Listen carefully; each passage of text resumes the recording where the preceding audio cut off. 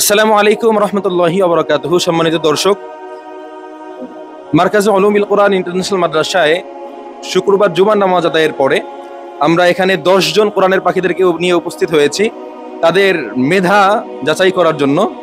এখন তাদের প্রত্যেককেই কোরআন সম্পর্কিত একটি করে প্রশ্ন করা হবে। যেই শিক্ষার্থী প্রশ্নের সঠিক উত্তর দিতে পারবে তার জন্য রয়েছে মাদ্রাসার পক্ষ থেকে একটি পুরস্কার গিফট। আমরা এখন প্রথম প্রশ্ন করব মোহাম্মদ আমির হামজার কাছ থেকে। আপনার জন্য প্রশ্ন রয়েছে, কোন ফেরেশতা রাসূল আকরাম সাল্লাল্লাহু আলাইহি ওয়াসাল্লামের নিকট ওহী অর্থাৎ কোরআন নাজিলের সময় ওহী নিয়ে আসতেন?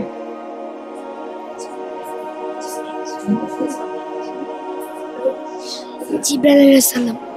এবার আমরা প্রশ্ন করব আমাদের নাজেরা বিভাগের শিক্ষার্থী মোহাম্মদ আব্দুস শাকুরকে। আব্দুস শাকুরের জন্য প্রশ্ন রয়েছে, কুরআনুল কারীমের শেষ সূরার নাম কি? সূরাতুন নাস। মাশাআল্লাহ, সঠিক উত্তর। আব্দুস শাকুরের জন্য রয়েছে মাদ্রাসার পক্ষ থেকে একটি গিফট।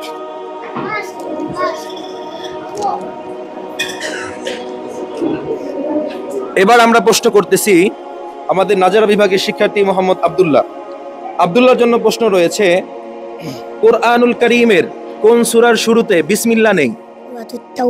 সূরাতুত তাওবা। মাশাআল্লাহ, সঠিক উত্তর। তার জন্য রয়েছে একটি পুরস্কার। এবার আমরা প্রশ্ন করব আমাদের হিফজ বিভাগের শিক্ষার্থী মোহাম্মদ মুস্তাকিমের জন্য প্রশ্ন রয়েছে, কুরআনুল কারীম কোন গুহায় নাজিল হয়েছিল? হীরা গুহা। মাশাআল্লাহ, সঠিক উত্তর। মুস্তাকিমও সঠিক উত্তর দিয়ে পুরস্কার পেয়ে যাচ্ছে। এবার আমরা প্রশ্ন করব আমাদের বরিশাল থেকে আগত শিক্ষার্থী মোহাম্মদ আল খালিদের কাছে। কুরআনুল কারীমের সবচেয়ে বড় সূরা কোনটি? সূরাতুল বাকারা। মাশাআল্লাহ, সূরাতুল বাকারা সঠিক উত্তর। তার জন্য রয়েছে একটি পুরস্কার।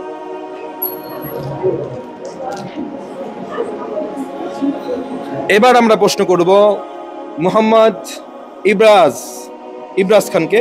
খানের জন্য প্রশ্ন রয়েছে, সম্পূর্ণ কোরআন মোট কত বছরে নাজিল হয়েছিল?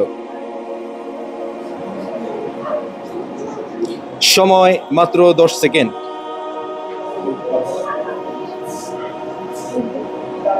আপনার সময় শেষ।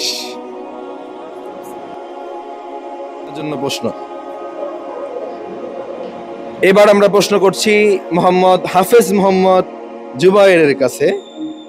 জুবায়েরের জন্য প্রশ্ন হলো, কুরআনুল কারীম কোন ভাষায় নাজিল হয়েছে? আরবি ভাষায়। মাশাআল্লাহ, সঠিক উত্তর। আমরা প্রশ্ন করব আমাদের বরিশাল থেকে আগত শিক্ষার্থী মোহাম্মদ মুস্তাকিম রহমানের কাছে। মুস্তাকিম রহমানের জন্য প্রশ্ন রয়েছে, কুরআনুল কারীম মোট কতটি সূরা নিয়ে গঠিত? 114টি। মাশাআল্লাহ, সঠিক উত্তর।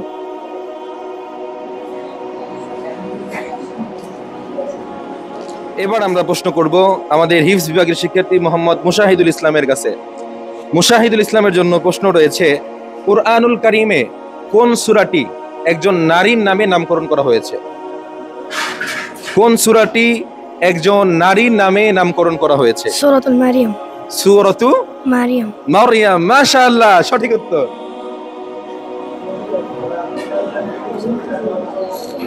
আমরা সর্বশেষ প্রশ্ন করছি মোহাম্মদ ইয়াসিন শেখের কাছে। ইয়াসিন শেখের জন্য প্রশ্ন হলো, কুরআনুল কারীমে কোন সূরার মধ্যে পাখি এবং হাতির ঘটনা রয়েছে?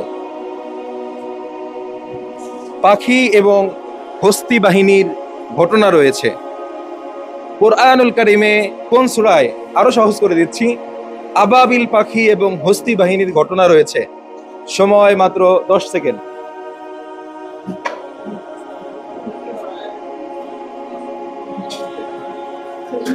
আমাদের ছোট্ট বন্ধু নির্দিষ্ট সময়ের মধ্যে সঠিক উত্তর দিতে পারে নাই।